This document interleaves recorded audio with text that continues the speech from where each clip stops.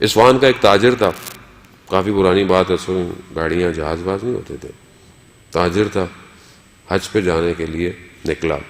اس زمانے میں لوگ حج پہ جاتے تھے، سال لگ جاتا تھا، پیدل جاتے تھے، کہاں سے کہاں، گھوڑ اونٹوں سواریوں پہ، 100 جاتے تھے، 20-30 واپس آتے تھے۔ کیوں؟ بیمار ہو گیا، کسی کو لوٹ لیا، کسی کو کیا ہو گیا۔ تو یہ کہتا میں بھی گیا حج پہ۔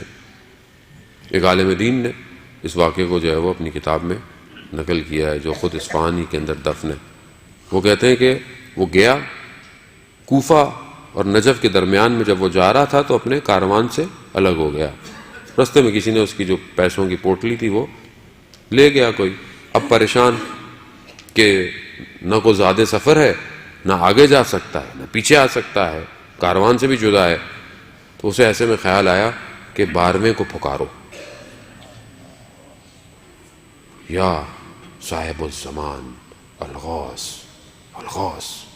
کہتے جیسے ہی میں نے یہ پکارا تو دیکھا بیابان میں ایک گھوڑا سوار نمودار ہوا۔ اچانک سے جب وہ گھوڑے سوار میرے قریب آیا تو میں نے کیا دیکھا، یہ تو ہمارے شہر کا دروغہ تھا۔ وہ جو پرانے زمانے میں، جیسے آج کل کے زمانے میں تو سب کیمرے لگ گئے، چوکیدار جو ہوتا تھا، جو رات کو چوکیداریاں کرتا تھا، وہ تھا۔ میں نے بہت تعجب کیا، میں نے کہا میں نے تو امام کو پکارا ہے، یہ تم کہاں سے آ گئے؟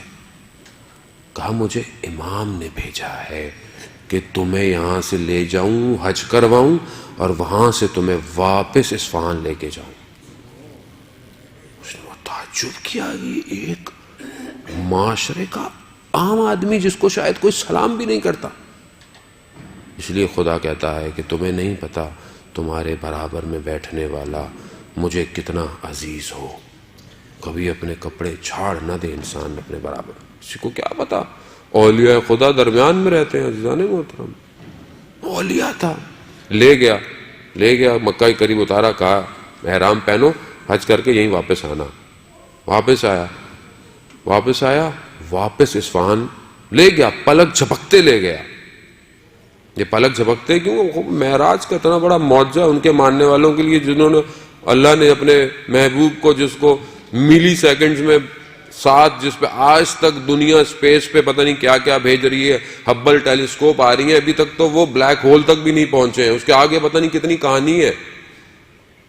تو اس کے ماننے والے پلک جھپکتے دنیا میں جدھر ہو جائے، ان کے لیے کون سا مسئلہ ہے؟ واپس لے آئے، مگر کہا کسی کو بتانا نہیں، بولنا کھو گیا تھا۔ اب جب یہ پہنچا اصفہان تو لوگ مبارکباد دینے آئے، تو یہ بھی آیا۔ ابھی جیسے آیا تو وہ تاجر نے کہا میں اٹھوں اس کے پاؤں پڑوں، تو اس نے اشارہ کیا کہ ایسا مت کرنا، پیچھے ہو گیا۔ جب سب چلے گئے تو کہا یہ کیا کر رہے تھے؟ کہہ رہا جیسے پہلے سلام کرتے تھے ویسے ہی سلام کرو، یہ راز کو جب تک میں زندہ ہوں کسی کو بتانا نہیں۔ کچھ دن بعد کہتے ہیں دوبارہ آیا، اس نے مجھے کہا کہ یہ کچھ پیسے ہیں، فلانے روز فلانی جگہ آ جانا، میں مر چکا ہوں گا، میرے غسل کفن کر کے مجھے دفنا دینا۔ وہ عالم دین جنہوں نے کتاب میں اپنے واقعہ نقل کیا، وہ کہتے ہیں کہ میں نے وصیت کی تھی کہ مجھے اس دروغہ کے برابر میں دفنانا تاکہ روز قیامت میری شفاعت کر سکے۔ امام زمان تک پہنچنے کے لیے دنیاوی ڈیزگنیشن نہیں چاہیے عزیزان محترم، ایک پاک دل چاہیے۔ اللہم ارنی الطلعۃ الرشیدہ، دعا عہد پڑھتے ہیں ہم ہر روز صبح کے، انشاءاللہ ہم لوگ ہر روز صبح دعا عہد پڑھیں عزیزان محترم۔ عہد ہے اپنے وقت کے امام سے، تجدید بیعت ہے ہر روز کہ پروردگار کہاں ہے وہ چمکتا ہوا چہرہ، وہ درخشاں۔ ہمارے استاد ایک عالم دین سے نقل کرتے ہیں، شخص حج پہ گیا، 7ویں 8ویں ذی الحج تھی، رش ہوتا ہے حج میں، کہہ رہا اچانک سے میں صبح اٹھا، دیکھا سب خالی، سارے بازار خالی، کوئی شخص نہیں۔ میں نے تعجب کیا کہ ابھی تو لوگ منا نہیں گئے ہوں گے، یہ لوگ کہاں ہیں سارے؟ کہہ رہے کہ عجیب سی میری کیفیت پیدا ہوئی، میں نے دیکھا سامنے سے ایک نقاب پوش آ رہا ہے، تو میں نے کہا کہ میں اس سے ملے تو میں پوچھوں گا کہ سب لوگ کہاں چلے گئے؟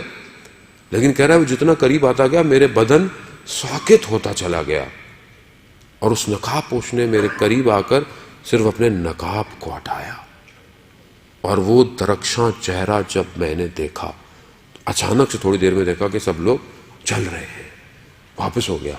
تو عالم دین نے اس سے پوچھا کہ تم نے کعبہ کو دیکھ کے کیا دعا مانگی تھی؟